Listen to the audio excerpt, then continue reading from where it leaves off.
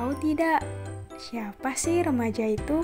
Remaja merupakan masa peralihan dari anak-anak menuju dewasa. Pada masa ini menjadi puncak pertumbuhan dan perkembangan bagi remaja, mulai dari pertumbuhan fisik, kognitif maupun psikologis. Maka dari itu, perlu kecukupan gizi untuk mengoptimalkan pertumbuhan dan perkembangan. Menurut The Health Research and Service Administration Guideline Amerika Serikat, remaja diklasifikasikan menjadi 3. Yang pertama adalah remaja awal, 11-14 tahun, remaja menengah 15-17 tahun, dan remaja akhir 18-21 tahun. Perilaku makan remaja dipengaruhi oleh beberapa aspek. Yang pertama adalah keteraturan makan yang buruk. Makan pagi, remaja sering melewati waktu sarapan. Makan siang dan makan malam dilakukan dalam waktu yang tidak rutin. Yang kedua adalah kebiasaan makan yang kurang baik. Dari cara makan dan tempat makan. Usahakan untuk melakukan makan bersama keluarga di meja makan agar menjaga kualitas kebiasaan makan, serta aktivitas makan. Usahakan saat makan tidak melakukan aktivitas lain ya, karena akan mengganggu fokus kita pada makanan yang dimakan. Yang ketiga adalah perkiraan energi dalam makanan cenderung dibatasi. Remaja sering mengalami body image yang negatif, sehingga dalam makan, remaja sering membatasi kebutuhan energinya. Yang keempat adalah jenis makanan yang dikonsumsi. Remaja cenderung lebih suka mengkonsumsi makanan yang banyak mengandung garam, gula, dan lemak. Keempat aspek tersebut dipengaruhi oleh alasan makan. Yang pertama yaitu mood atau suasana hati. Kondisi senang atau sedih, kita akan makan lebih banyak atau dengan sebaliknya. Yang kedua adalah rasa lapar. Remaja akan lebih banyak makan ketika merasa lapar berlebihan. Yang ketiga adalah pengaruh teman sebaya. Ketika kita bermain dengan teman, kita biasanya mengikuti cara makan atau makan makanan yang dikonsumsi oleh teman kita. Yang keempat adalah iklan. Iklan yang ada seperti iklan di TV atau pamflet promo akan mengundang kita untuk makan makanan yang ditawarkan. Kemudian, bagaimana ya pemenuhan gizi pada remaja? Bagaimana pengaturan makan yang baik? Ya, penerapan gizi seimbang. Apa sih gizi seimbang itu? Kenapa kok pakai gizi seimbang? Terus apa aja sih isinya? Gizi seimbang. Menurut Kemenkes 2014, gizi seimbang adalah susunan makanan sehari yang mengandung zat gizi dalam jenis dan jumlah yang sesuai dengan kebutuhan tubuh dengan memperhatikan prinsip gizi seimbang. Prinsip gizi seimbang terdapat dalam 4 pilar gizi seimbang. Yang pertama adalah pentingnya pola hidup aktif dan berolahraga. Kedua, menjaga berat badan tetap ideal. Yang ketiga, mengkonsumsi makanan yang beraneka ragam. Keempat, menerapkan pola hidup bersih dan sehat. Sudah tahu belum kalau 4 sehat 5 sempurna sudah tidak berlaku lagi? Nah, apa sih gantinya? Kemenkes telah mengeluarkan pergantian 4 sehat 5 sempurna menjadi pedoman gizi seimbang. Mengapa sih kok diganti? Alasannya, menurut Kemenkes 2018, 4 sehat 5 sempurna tidak sesuai dengan perkembangan ilmu gizi. 4 sehat 5 sempurna kurang adanya keseimbangan jumlah atau porsi, jenis makanan, serta tidak menggambarkan kebutuhan minum air dalam sehari. Tumpeng gizi seimbang. Nah, tumpeng gizi seimbang ini merupakan bagian dari pedoman gizi seimbang. Isi dari tumpeng gizi seimbang. Yang pertama adalah batasi gula, garam, dan minyak. Berikut adalah jumlah batasan dalam sehari.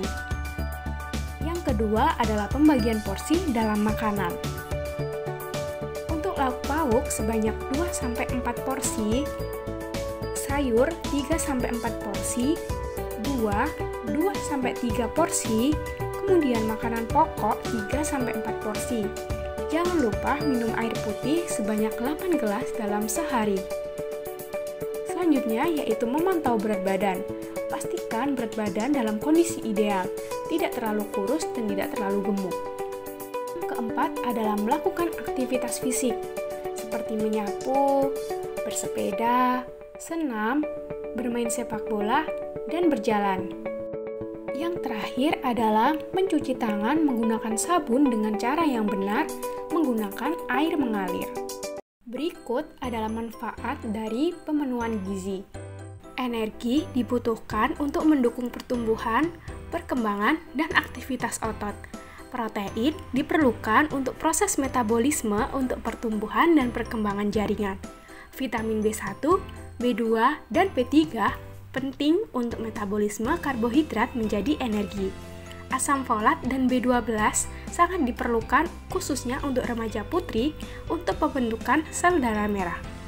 Vitamin D dan kalsium untuk pertumbuhan tulang, vitamin A, C, dan E penting untuk menjaga jaringan baru agar berfungsi secara optimal. Kalau semisal kita tidak memenuhi kebutuhan gizi, bagaimana ya dampaknya? Dari sisi gizi, tentunya akan memiliki dampak bagi kesehatan. Apa aja dampak tersebut? Oke, kita simak berikut ini ya. Dampak tidak dilakukan pemenuhan gizi. Yang pertama adalah menghambat pertumbuhan fisik. Apabila remaja tidak melakukan pemenuhan gizi, maka akan menyebabkan stunting, pendek, ataupun kerdil. Yang kedua adalah status gizi akan terganggu. Apabila remaja pemenuhan gizinya kurang, akan menyebabkan underweight atau gizi kurang. Justru sebaliknya, apabila dalam pemenuhan gizi secara berlebihan akan menyebabkan overweight atau gizi lebih. Selanjutnya, akan beresiko pada masalah kesehatan terkait gizi. Yang pertama adalah obesitas. Obesitas merupakan kondisi penumpukan lemak secara berlebihan di dalam tubuh. Yang kedua adalah stunting. Stunting merupakan kondisi pertumbuhan tidak sesuai atau biasa disebut dengan kerdil. Yang ketiga, anemia. Masalah ini sering terjadi pada remaja putri, yaitu kondisi asupan Fe dalam tubuh kurang.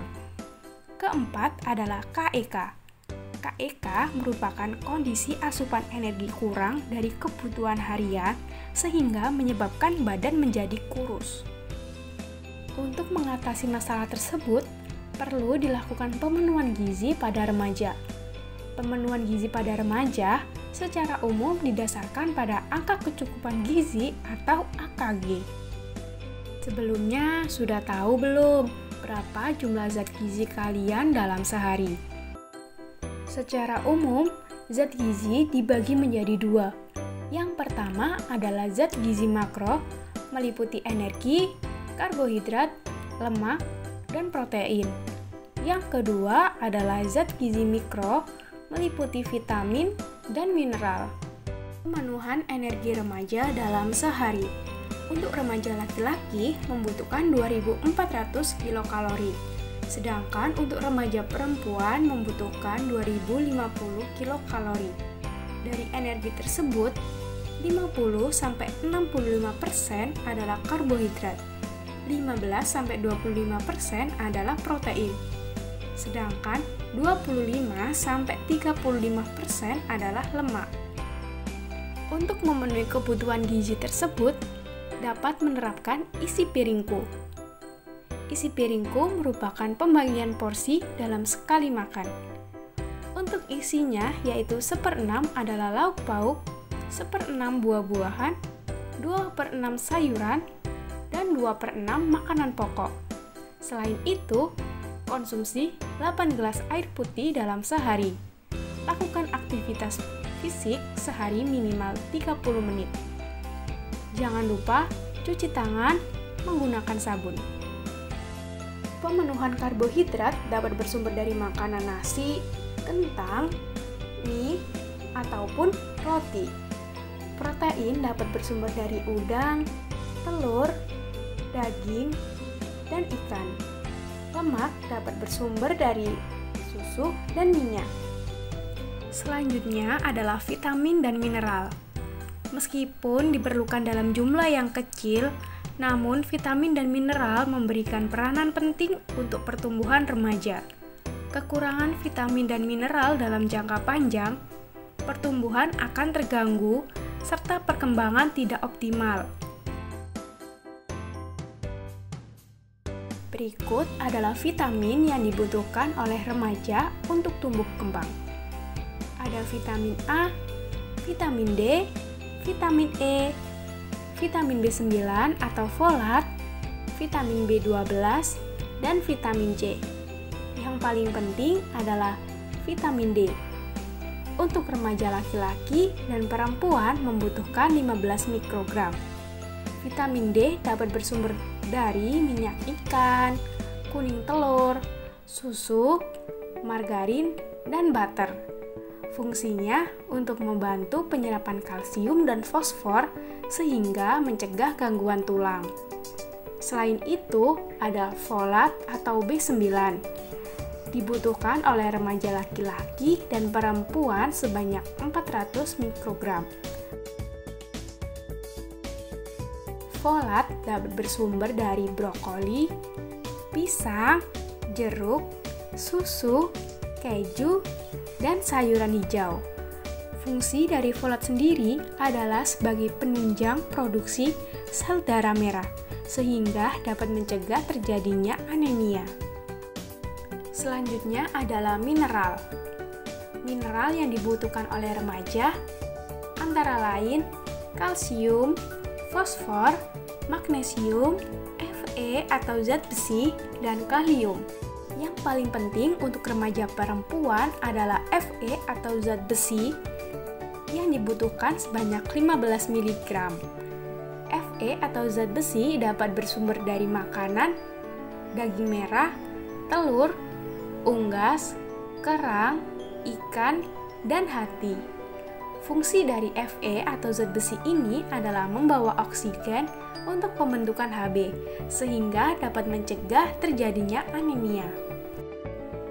Pemenuhan Fe atau zat besi bagi remaja putri khususnya sangat penting, karena pada saat menstruasi akan kehilangan darah lebih banyak. Maka dari itu, Fe atau zat besi dibutuhkan untuk pembentukan sel darah merah. Jangan lupa terapkan pedoman gizi seimbang, penuhi gizimu senantiasa pertumbuhanmu akan optimal.